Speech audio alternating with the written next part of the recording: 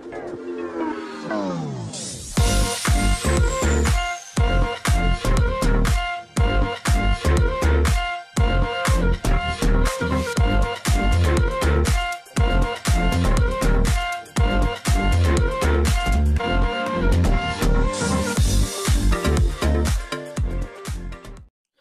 semua, salam sejahtera Malaysia.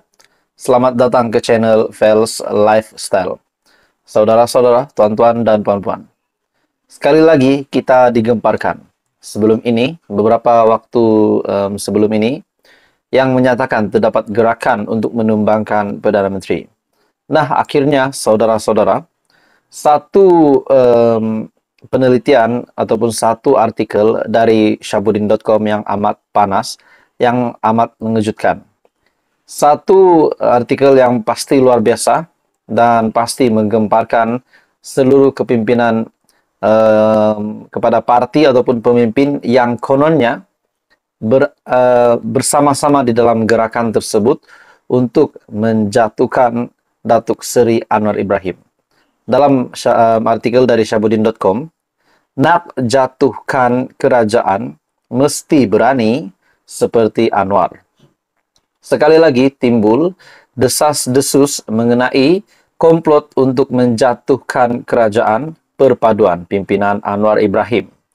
Komplot itu dikatakan akan dicetuskan melalui tindakan sejumlah ahli parlimen BN meletakkan jawatan secara serentak untuk memaksa pilihan raya kecil diadakan. Dan melalui PRK itu, ahli-ahli parlimen yang meletakkan jawatan akan bertanding semula sama ada atas tiket PN ataupun bebas untuk membebaskan diri daripada terus terikat dengan BN yang telah mengikrarkan sokongan kepada Anwar. Seterusnya, melalui pakatan dengan parti-parti lain, mereka dikatakan akan bekerja sama memastikan Anwar hilang kedudukan sebagai Perdana Menteri.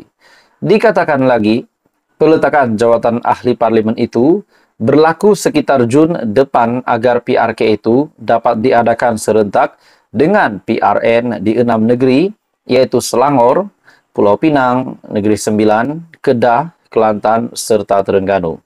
Walaupun Presiden MCA sendiri, Wee Ka Siong yang didakwa, tahu mengenai komplot itu telah membuat penafian, dan Timbalan Perdana Menteri Fadillah Yusof juga menolak kemungkinan penglibatan GPS dalam komplot tersebut. Namun, cakap-cakap mengenainya terus berlegar dan perbualan tentang pertukaran kerajaan seolah-olah tidak pernah ada titik noktanya. Di waktu yang tidak menentu, sering saja timbul kabar angin mengenai gerakan mahu menukar kerajaan dan menjatuhkan Anwar. Bagi saya ini pasti satu lagi isu yang panas mengejutkan politik Malaysia. Oke, baik saudara-saudara, sebelum saya meneruskan isu panas ini, saya meminta jasa baik Anda untuk bantu channel ini dengan menekan butang like. Anda boleh share video ini kepada ramai orang dan tekan butang subscribe. Dalam artikel ini, apa yang ketara, meskipun sudah beberapa kali tercetus berita mengenai perkara itu, yang muskil sekali ialah tidak diketahui siapa ketua yang merancangnya dan tidak disebut juga siapa calon Perdana Menteri. Baik ketika Hadi Awang, Tun Mahathir Mohamad atau pihak lain yang bercakap mengenai hasrat untuk menukar kerajaan. Mereka juga tidak menamakan siapa calon Perdana Menteri yang bakal diangkat untuk menggantikan Anwar. Dalam komplot terbaru yang tercetus, meski dilaporkan bahwa Mahyadin akan jadi Perdana Menteri, kiranya perancangan itu menjadi kenyataan. Tetapi Presiden Bersatu sendiri tidak pernah mengia atau menafikannya sehingga hari ini. Jadi dalam artikel ini, saudara-saudara, tuan-tuan dan bapak semua, dalam masa yang sama, walaupun diketahui bahwa Tun Mahathir memang mahu menjatuhkan Datuk Seri Anwar Ibrahim, tetapi beliau sendiri tidak boleh dinamakan sebagai calon Perdana Menteri, sebab yang ketaranya, Dr. Mahathir bukanlah ahli parlimen.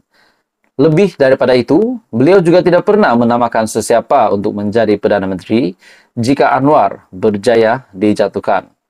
Dan yang kita tahu sekarang, cubaan Tun Mahathir untuk berbaik-baik dengan kepimpinan Perikatan Nasional setakat ini masih tidak menampakkan kejayaan, di mana majlis berbuka puasa anjurannya pada pertengahan Ramadan lalu tidak pun dihadiri oleh Mahyadin, Hamzah Zainuddin, Hadi atau lain-lain pemimpin daripada blok pembangkang. Yang hadir hanyalah Ahmad Faizal Azumu bersama beberapa orang lagi wakil bersatu yang tidak cukup besar nama mereka.